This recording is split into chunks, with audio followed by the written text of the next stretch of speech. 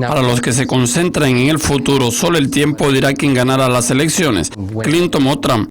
Pero tal vez vale la pena considerar los patrones retrospectivamente, independientemente de quién gane, porque tenemos lo que llamo inconveniente de cáliz envenenado. Ron, usted podría comenzar hablando sobre las últimas reversiones en los precios y qué tipo de riesgos podrían imponer.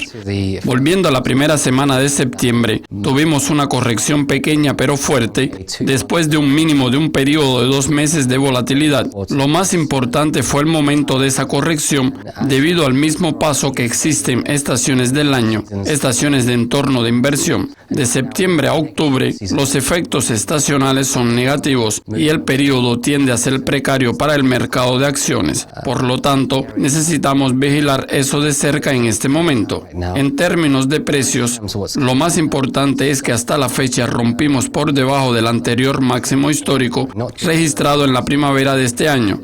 El nivel de riesgo en el Dow Jones Industrial está en 18,355 y los precios están negociándose en torno a ese nivel. Pero si no se mantienen por encima de eso, entonces habrá un riesgo de caída de cerca de 10%. ¿Cuáles son los patrones estacionales para el tercer trimestre? El ciclo de crisis del tercer trimestre es el ciclo con mejor desempeño histórico.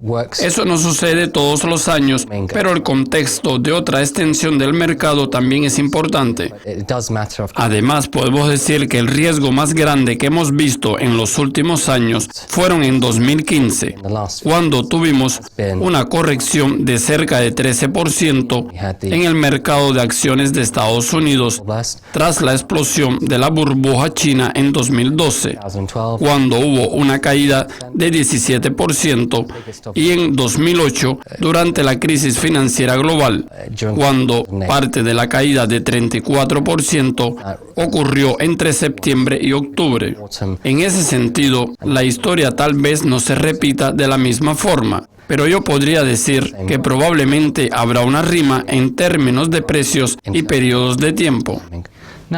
Con el enfoque de las elecciones en Estados Unidos, ¿cuáles son los impactos en los mercados de valores? En la última diapositiva hablamos de los precios y del calendario, pero en términos a corto plazo. Si tenemos en cuenta los periodos de tiempo más largo para determinar la probabilidad, la tendencia se torna aún más clara para el ciclo de las elecciones presidenciales.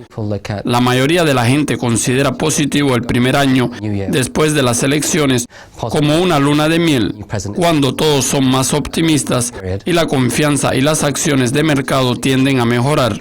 Sin embargo, este año la situación es diferente porque estamos en el último año del segundo mandato del presidente Obama.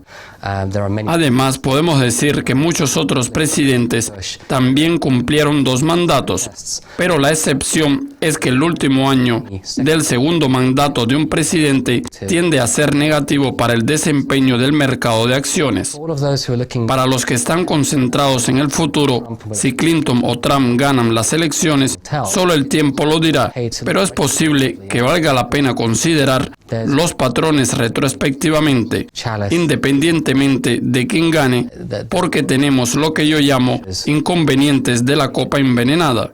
La historia ha demostrado que en la mayoría de los casos, el nuevo presidente tiene que hacer frente a muchas presiones del legado del mandato anterior y el mercado de acciones se infla con la presión de las condiciones económicas y empresariales.